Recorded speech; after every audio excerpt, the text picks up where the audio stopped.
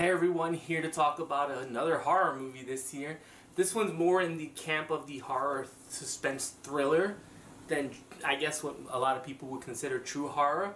And this movie is directed by Nicholas McCarthy, and it's called The Prodigy.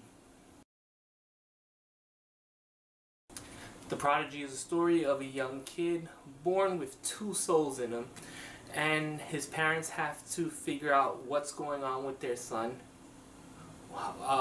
who's really in charge, and how to get the two souls separated so they can have their son back. And I love this movie. This movie's really good. I was kind of shocked when I saw this. The premise itself is nothing new, but once again, that's totally fine as long as it's all about the execution. This movie executes very well, especially along the home stretch. It's not really that scary, but the idea alone and some of the shots are really well timed. There's a really good scene that reminded me of a similar scene in A Quiet Place. I won't say what, because as soon as you see it in the movies, you'll think, I saw that in A Quiet Place, except they did it from a different angle and a different item was used. I'll leave it at that. This movie is well acted. Taylor Schilling plays the mom. She is Sarah. I thought the main character was really good. He was Miles, which was played by Jackson Robert Scott. He is amazing, especially with all the tonal switches he has to do, especially in the third act. There's one scene in particular where he has to go through a wide range of emotions, and to see a kid this young be able to nail it, and nail it with intensity, is awe-inspiring in all honesty.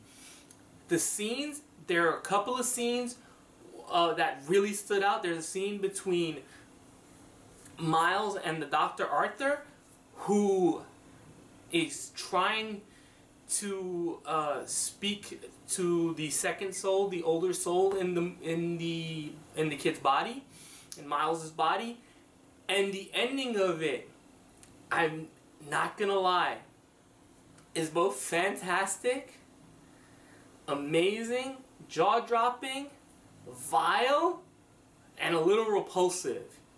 And I was just sitting there in awe. It was so good. It was so well acted by the kid who played Jackson, who plays Miles. I was literally like, whoever wrote this really did a good job with that dialogue sequence. I'm not gonna lie, I got a little worried near the end because it started to look like it was going down the Book of Henry route.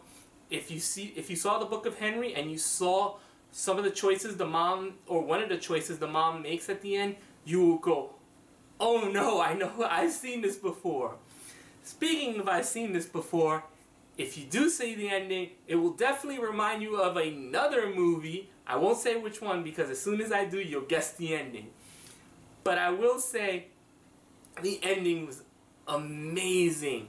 It was well acted, it was well directed, and it kind of just left you jaw-dropped.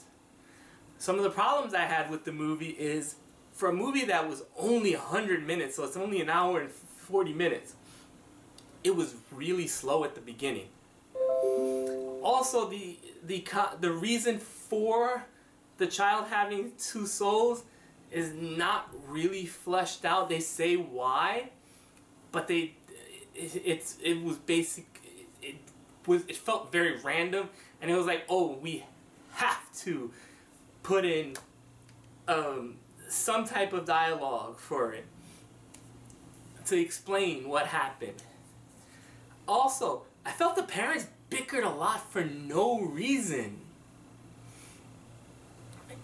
There was one scene where I thought I can guess the ending that happened, and it almost felt like they had to create other conflicts when you had the main character and what he was doing, and some of the stuff that Miles was doing in school, in his home life. I think they should have spent a little bit more time on that, but the stuff they did was amazing.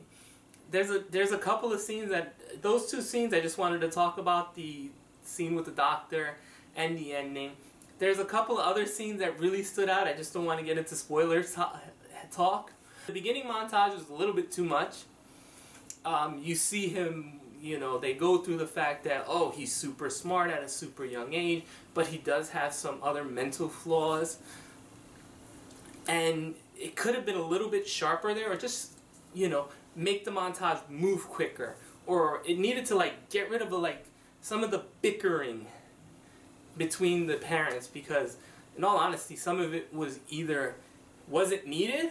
You feel like the two characters didn't know each other. Especially the first particular fight.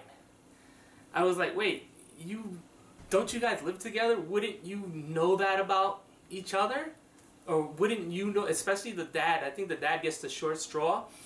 But the action, there's not a lot of action in it. Is a lot of, oh, you know, 10 scenes of seeing a little kid doing horrific things, or a little kid reacting to something horrific that he had did. And Jackson did an excellent job as Miles. I'd never seen this kid in a movie before, but he nailed this. Whoever his acting coach was, they did a damn good job. I'm not going to lie, I'm going high with this movie, and this is a movie I feel probably might end up in my top 10 of the year. For The Prodigy, I'm going to give it a 9. That might seem... I'm very interested to see other people's takes on this movie. I glanced at Rotten Tomatoes before I started shooting this review, and I saw it's about 53%. I didn't read any of the reviews, but I really liked this, and I thought the more it went on, the better it got, and the sharper it got. So yeah, that's my review for The Prodigy. Do you plan on seeing it this weekend? Let me know in the comments below. If you do see it, let me know what you thought of the movie. Like, subscribe, and I will be seeing you next time.